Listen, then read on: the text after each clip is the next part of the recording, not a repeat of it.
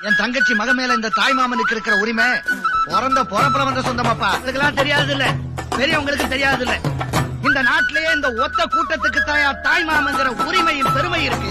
தாய்க்கு நிகராக நாங்கள் தாய் மாமனை தான் பார்ப்போம். மானூத்து மந்தையில மாங்குட்டி பெத்தம்மா